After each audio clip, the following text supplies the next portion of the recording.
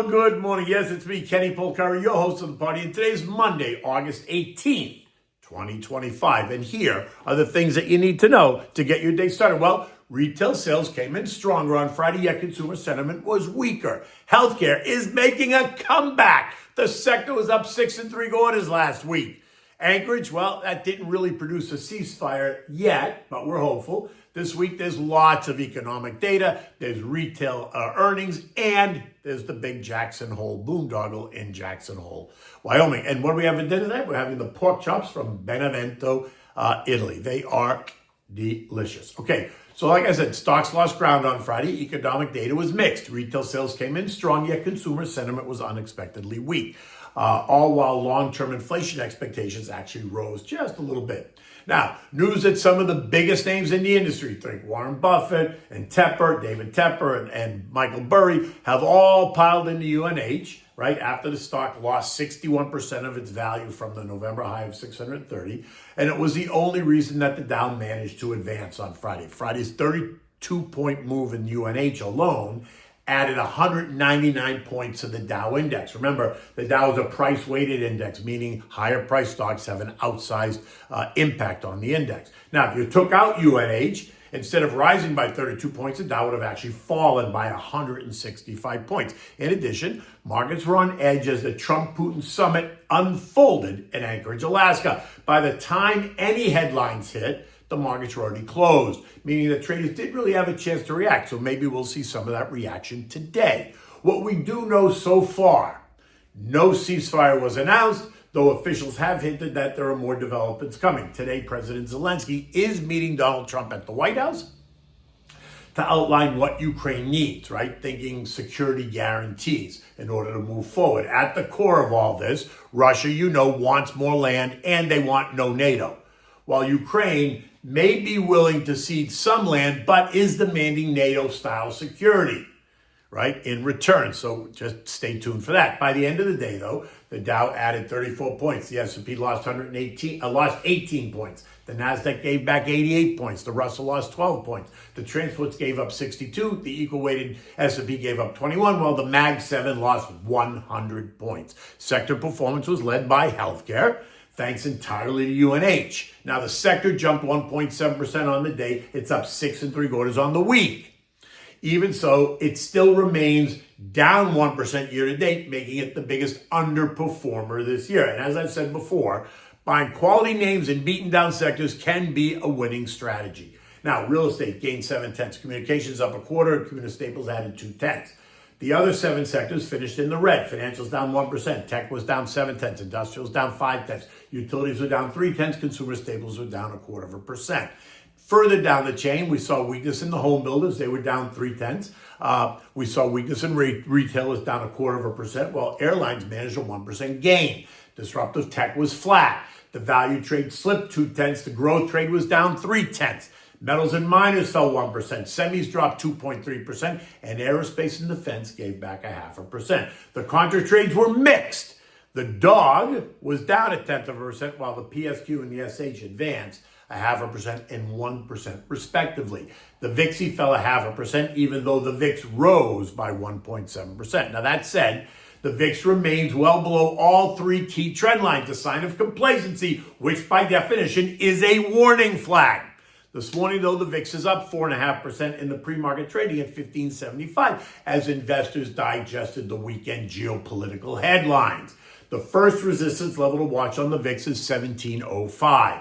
A break above that could put more pressure on the markets, with the next resistance levels at 1920 and then at 21. All key thresholds for measuring fear in the markets. Investors are no longer bracing for a meltdown that they feared back in April. Instead, though, they are preparing for a slower economy and maybe somewhat higher prices. And that leaves the markets confused. Indexes hovering near record highs, you can feel the tension, right? It's only going to take one headline to change the tone from positive to negative. Now, there are a number of things happening this week. We got lots of eco data, think housing starts, building permits, the July FOMC minutes. We got services and manufacturing PMIs, and we have new home sales. We also have the second wave of earnings with all the big retailers, Home Depot, Walmart, Lowe's, Ross Stores, Target, Estee Lauder, TJ Maxx, all gonna report. We're also gonna get home builders, Toll Brothers, and Lennar. But the big deal is the annual Jackson Hole Summit hosted by the Kansas City Fed on August 21st and 23rd. The theme this year is labor markets in transition, demographics, productivity, and macroeconomic policy. So what's at stake? JJ is going to take the stage on August 22nd, which is the centerpiece of the symposium. And markets are going to hang on every word for clues on rate cuts and broader policy direction. Powell has used this platform before to mark key shifts from his aggressive anti-inflation stance in 2022 to a more labor-friendly tone last year. Now, with inflation still elevated and the labor market softening, he's walking a tightrope. Will he hint at a bigger rate cut? Unlikely. 85% of the forecast now predict a 25 basis point cut in September. Last week's chatter about 50 basis points has now been all but silenced, right, because of the hot PPI. The consensus now is for 2 modest cuts this year, one in September and one in December. Some analysts still want 50 basis point cut in September, but others warn that a jumbo cut would appear panicky and risk destabilizing the markets. Powell is not likely to go there. Instead, expect caution. He's going to avoid the firm commitments, emphasize risks, and stress that the Fed remains data dependent. Flexibility will be the message. If Powell sounds too hawkish, pushing back on rate cuts, then markets will correct. A more neutral tone may calm the nerves while still allowing for a healthy pullback, right? There's a difference between a correction and a pullback. Remember, valuations are stretched. The last thing we need is for them to become even more stretched before we see a pullback. Bonds took a hit last Friday, the TLT down 0.7, the TLH off 0.5%. The 10-year yield now sits at 4.29%, right in the middle of the range, 3.68 and 4.62.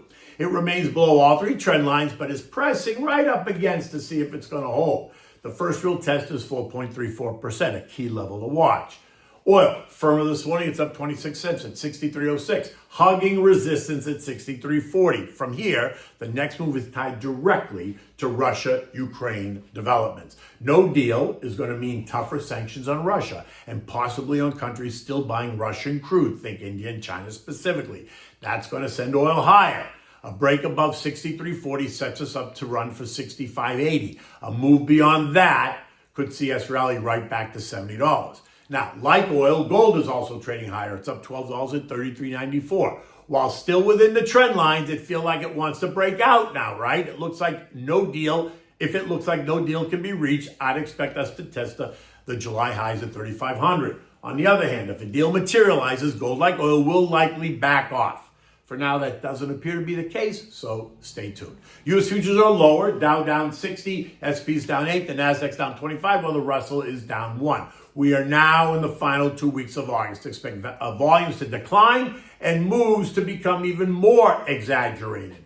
Remember, we're coming into September, typically the worst month of the year, which doesn't mean that it will be the worst month this year, but the odds are very likely.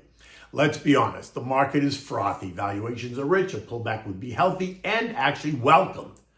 Don't let FOMO make your decisions. This is where discipline and the plan matter the most. European markets are all low, geopolitics front and center. Peace in Ukraine would be a positive development for Europe and for the global economy.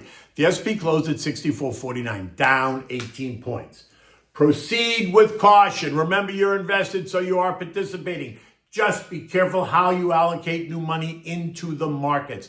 Look at those underperforming sectors like healthcare, energy, and consumer staples to add to the outperforming sectors to help you balance out your portfolio. Right? You can also trim around the edges if you really want. I don't want to, but that's me. The VIX remains well into complacent zone, but it's starting to lift its head, which should be a little bit of a warning flag. I remain in the camp that we're toppy. You know that I've been saying it, which only means I'm just being more cautious.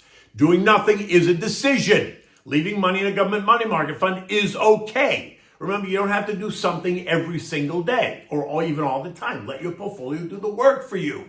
We still have the end of August and the whole month of September to work through. So just be ready.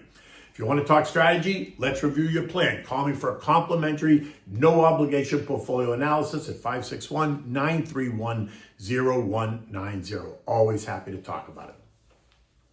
Okay, so what do we have for dinner today? We're going to have the pork chops Benevento style. Now, Benevento is a city in the region of Campania in the southeastern region of Italy. It's about 50 kilometers northeast of Naples. And it sits atop a hill with a beautiful view of the valley below. This area is mountainous. It provides some unbelievable photo opportunities. It's also a region of the country where so many Italian Americans can trace their heritage. It's off the beaten path, but it's well worth the visit if you happen to be in the area. Okay, fennel is a key ingredient in this dish, and it grows like wildfire in Campania. And so you'll also find it in many of the pork dishes from this region, right, as they incorporate fennel into their recipes. For this dish, you're going to need 1-inch thick pork chops. You need salt and pepper, flour, olive oil, fennel seeds. You need garlic, you need dry white wine, and beef bouillon. You want to preheat your oven at 300 degrees. You want to season the chops with salt and pepper and then dredge them in flour.